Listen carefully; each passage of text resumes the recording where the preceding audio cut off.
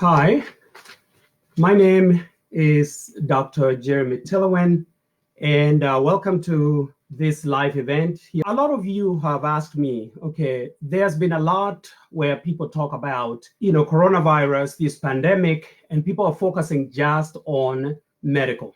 And nobody's talking about the psychological effects of what this disease is doing to all of us.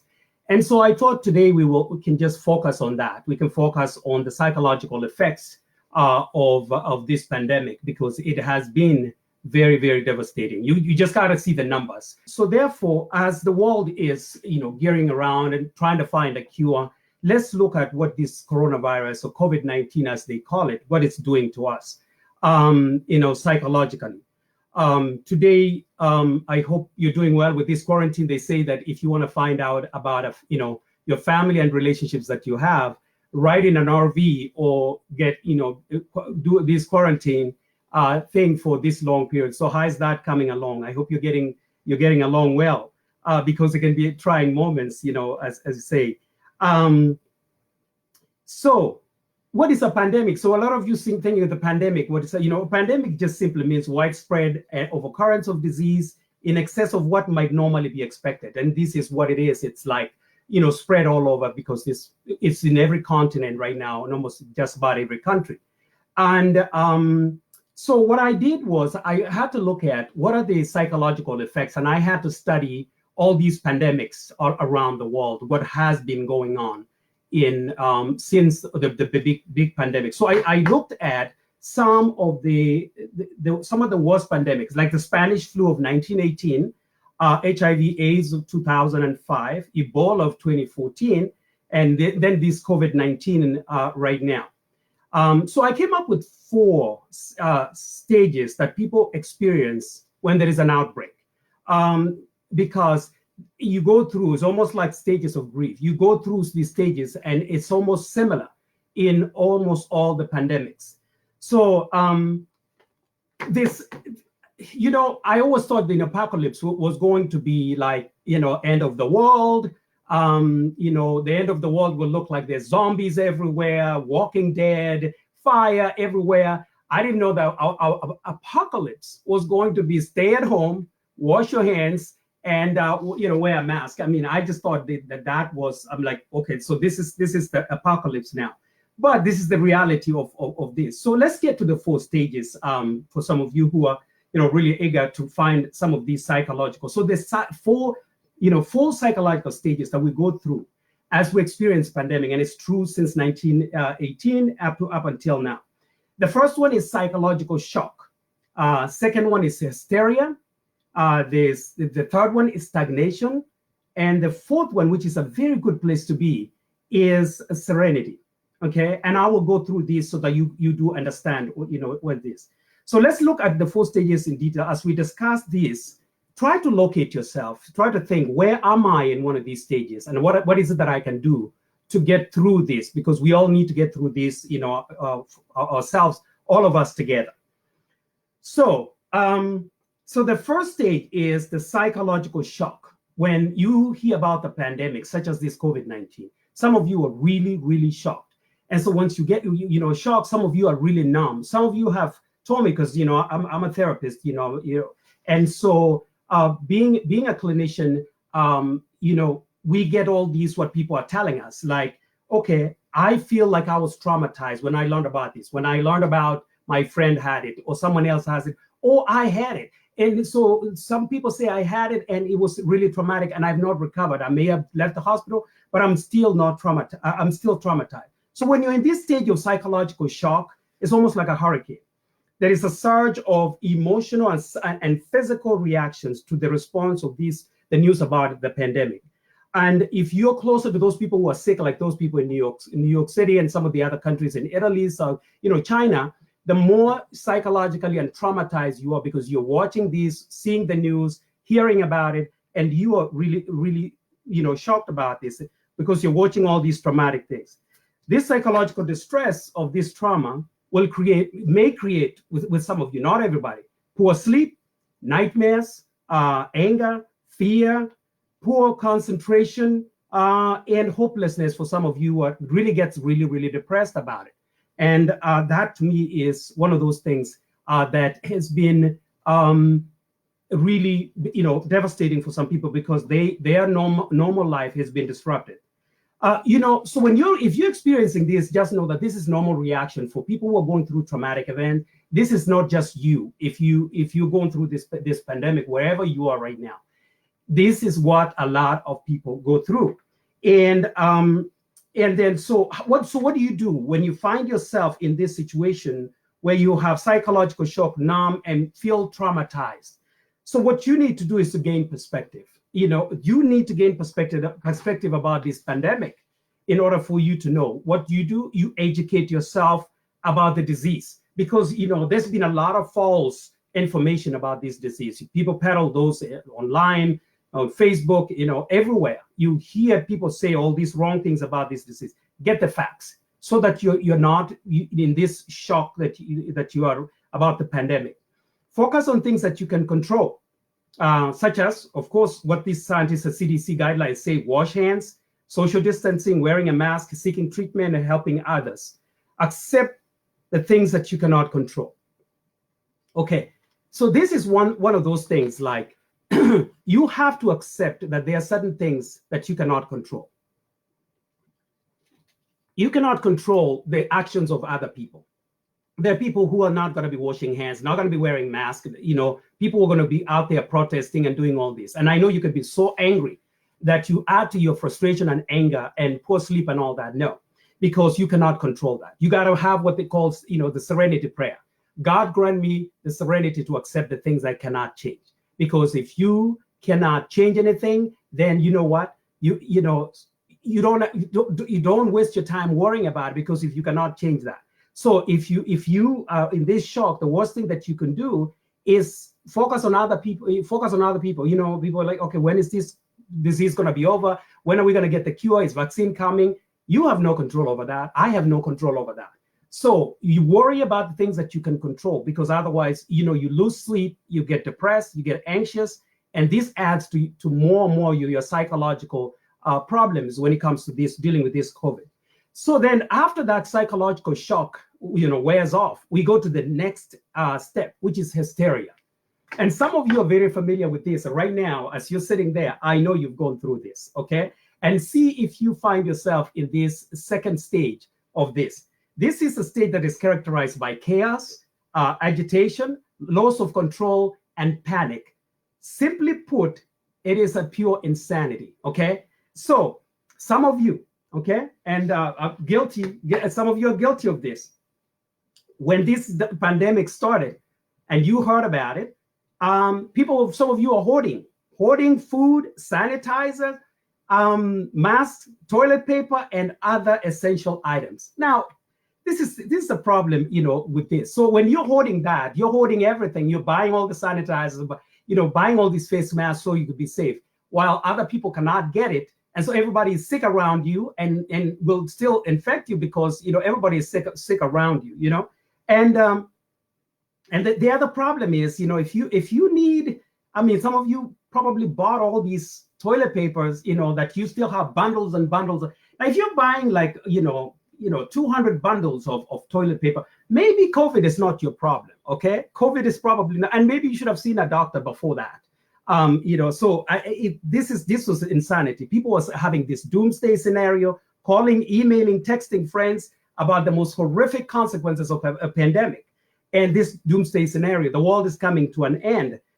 People really overly dramatic when this hysteria stage, overly dramatic, amplifying emotions. The sky is falling. Anger and depression were just at the maximum in many of these cases.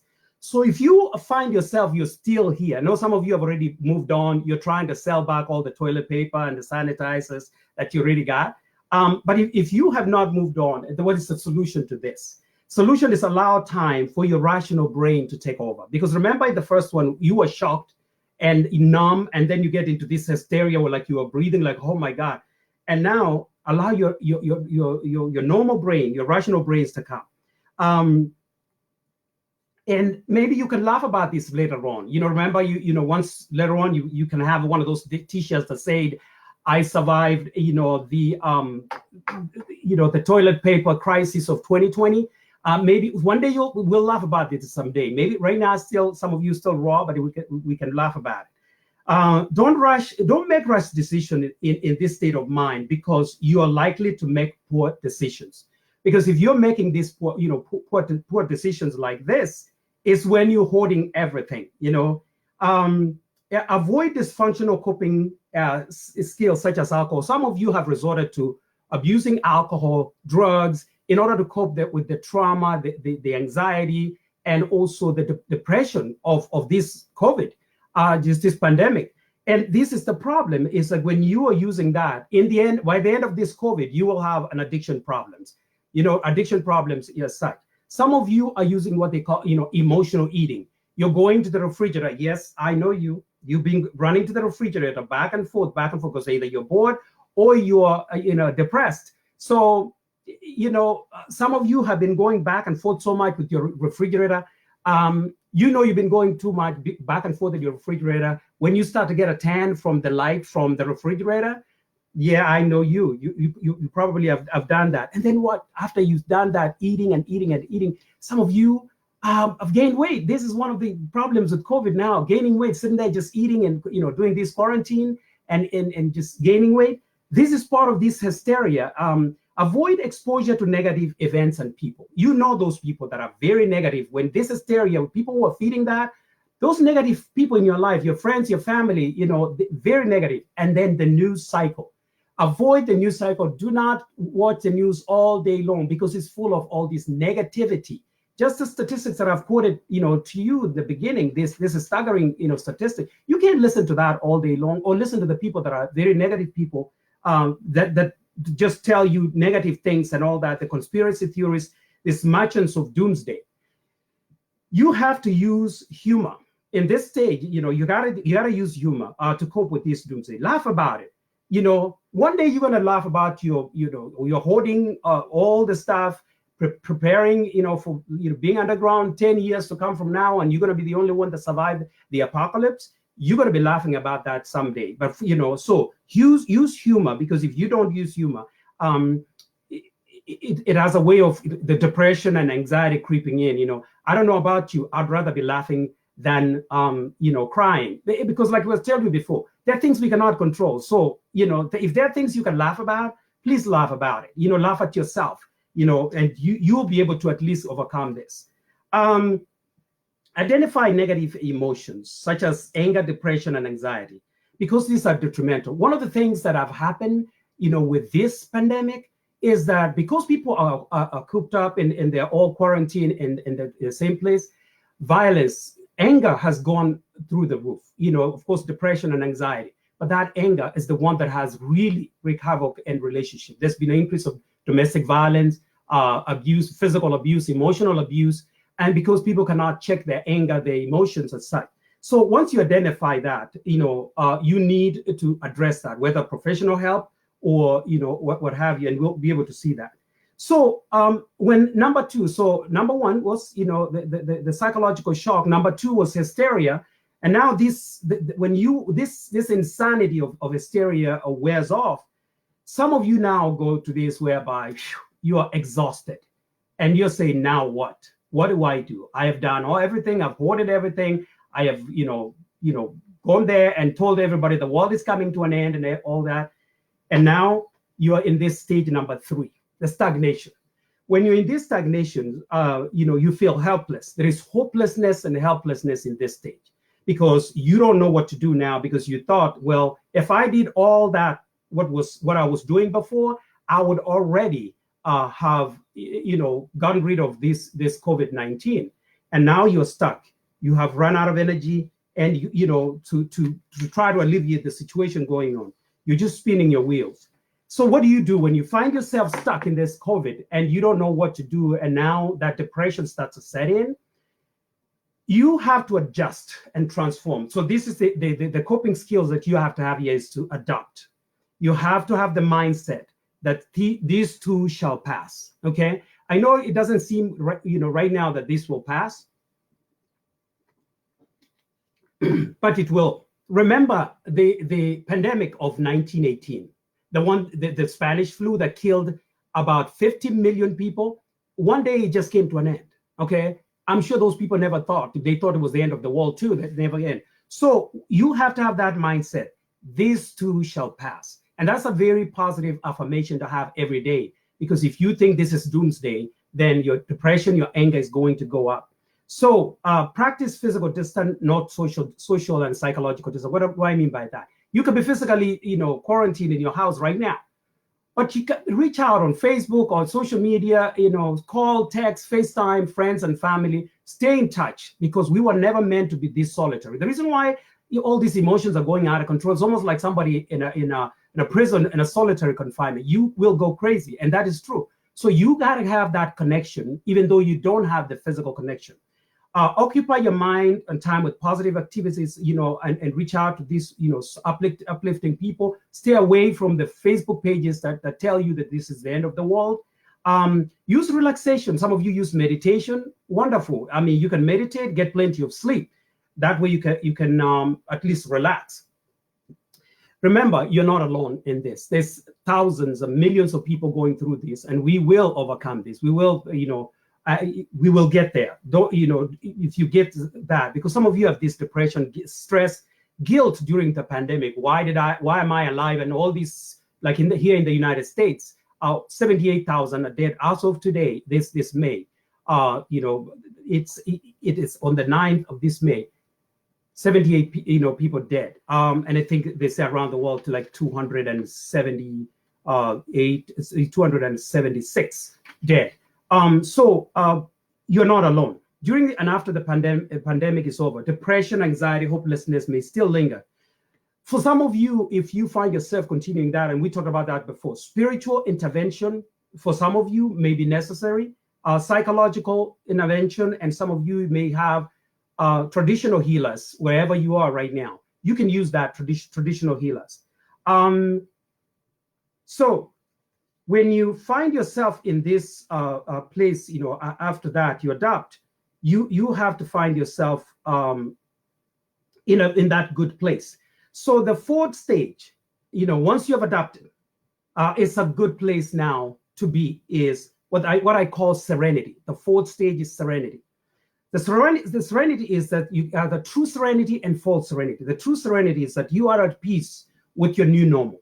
Remember this, you're now living your new normal, and this may be a new normal for a while. But some of you want to go back to your old life, the way you used to be. Like I used to do yoga, Pilates. I used to go work out, visit friends, go dancing, do all these things. Some of you used to do all these things, but now I know that you have to be at peace with social distancing. You have to be at peace with wearing a mask. You have to be at peace with just talking to parents, family members without having to interact. I have some of my family members scattered all over the world, here in the United States and in Australia, and some of you in Australia. Hi. We cannot see each other, face to face, but we can still, go back and forth. So the reason why you have to be at peace at this stage of serenity, you've incorporated all the information, perspective about the pandemic. Now you are in survival mode. It's a good place to be, because you've gained perspective in the face of psychological shock. You've created awareness after overcoming hysteria, and you're no longer stagnated because you have, adapted to your new normal by, transforming and adjusting. So you're in a good place called serenity. But be aware of false serenity. The false serenity is trying to go back to your life. So he's saying, despite of that, I'm entitled to my old life and I'm going back. So that means that you're trying to rekindle a life which has danger, because if you go out there interacting indiscriminately, not wearing a mask, not washing hands, according to CDC, you will catch the disease again. If you don't adhere to these prevention guidelines, we may go back to 2018, because if you have full sense of serenity, like, what, I don't care about this, I'm at peace with this, I'm going to go back. Guess what? 1918. Read about the 1918 pandemic. What happened? If there was a quarantine that happened, and it's gone down, the Spanish flu, and then of course World War I was won, and people went out to celebrate. World War I is over, and guess what? It was the second and the third phase of the Spanish flu that killed the 50 million people. So we're not out of the woods, according to all these, the experts are telling us, you have to have this true serenity to be at peace with your new normal so that you can continue to live your life and interact with family as you wait for the vaccine and the cure. So the last thing I wanted to just cover really quickly is a phenomenon that we all see this psychologically. What we see is stigma. Let's cover this stigma really quickly, because stigma is one of those really ugly things that happen during a pandemic. It has happened throughout history. So the stigma is during the Spanish flu. You got to look at this perspective. During the Spanish flu, the young and the old were stigmatized because those were the ones that were really sick. Most of those. During the Ebola and HIV/AIDS, Africans were blamed for the Ebola and for the HIV/AIDS, as though they came up with it and then they just released it to the world. During this COVID-19, guess what? I mean, you've seen that. The people of Asian origin, your friends of Asian origin, especially Chinese, have been stigmatized as the ones who came up with this. And so there's a lot of misinformation about this. And now people are having to discriminate against people of Asian origin. So it is, if you've never been through this, it is daunting, because people look at you like you're a walking disease just because of your ethnicity or where you come from. And that is it. And why is it stigmatizing? Why do people stigmatize? It's because people they feel they don't have control of the disease. They need something that they could control. So if I can identify something that I need to avoid, then I can avoid this disease. So if I need to avoid Chinese people, if I need to avoid, Africans, whenever it was the Ebola, HIV/AIDS or whatever, Spanish flu, all these things, if I need to avoid them, then I'll be okay. But guess what? If those people are stigmatized, they're less likely to go and seek treatment because they're fearful. So guess what? This disease goes on and on and on and spreads. So you are helping really perpetuate disease by stigmatizing people, because these are still your friends. Your friends that you're stigmatizing right now because they have, disease, they have had COVID, even if they have recovered, is that remember this, they were the same person before COVID. They're the same people through COVID. And after the COVID-19, they're still going to be the same people. So stop stigmatizing people who have this pandemic right now, this COVID, because it's doing a disservice to you, to the world, to the world at large. So so these are the stages that we've talked about, basically, because I thought people are focusing on the facts. Vaccine, they're focusing on when this disease is going to be over. But psychologically, we are really, really getting devastated by all this, because, like I said, there's depression, anger, anxiety, poor sleep going on, domestic violence, all these things that are going on right now, and this isolation, and people are really devastated, psychologically traumatized. So remember the things that we've talked about. So in summary, as to the stages that we have talked about, is that psychological stages were psychological shock, where people are numb, hysteria, where people have lost their mind and doing all these things, stagnation, where people don't know what to go, and hopelessness and helplessness, and then serenity. If you're down, this serenity. So look at yourself and say, what stage am I? And go back and watch this video again, and you could see some of those stages and what you can do to be able to get through this as such. I think that is mainly what I had today. And so for some of you who don't know who I am, I'm Dr. Jeremy Tillwen. I'm clinician, therapist, international psychologist from United States.